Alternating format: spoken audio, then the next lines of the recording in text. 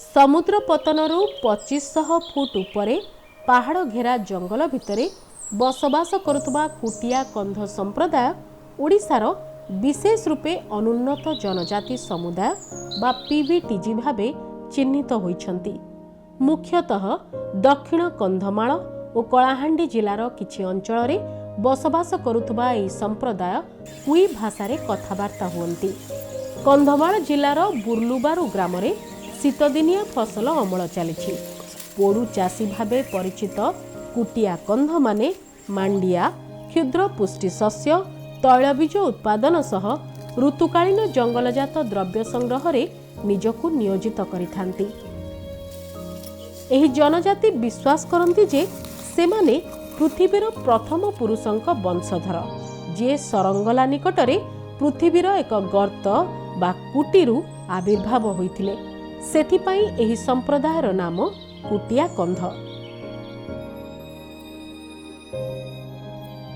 परिवार हेउछि कुटिया कंधमानंकर मौलिक सामाजिक एकक और यह साधारणतः विवाहित दंपति और सेमानंक पिलांकु नै गठित। पिला जन्म एमानंक पई उत्सवर एक अवसर और साधारणतः जन्मर तृतीय दिन पिलार नामकरण करा जायथाय।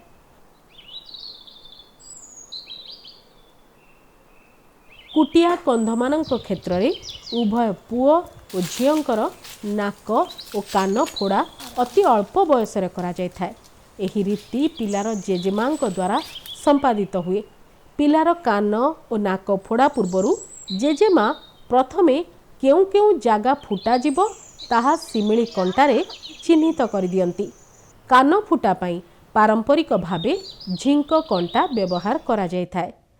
जदि जंगल भी अच्छी सेटा आमे कहबू गल साप का कहबू आम कुटिया भाषा रे सेटा आउ टिके बट्टा हेतिबो सेटू आमे पुड़ौथिलु।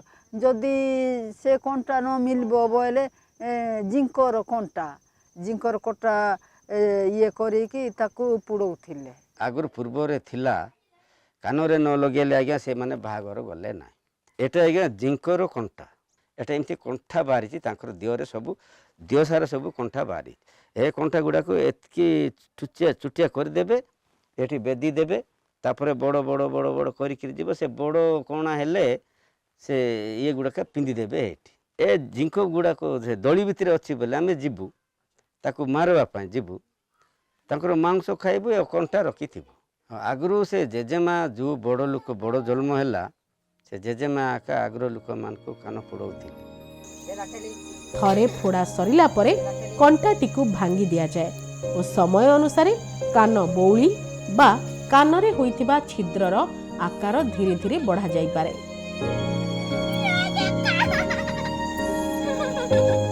नानी सापका नामक एक नागफेणीर कंटाकु मध्य एथिपाई व्यवहार करा जाए।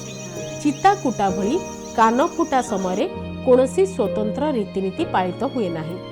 कान फुटा समय होइतिबा क्षत पाई चेर मूली प्रस्तुत मलम व्यवहार करा जायथाय।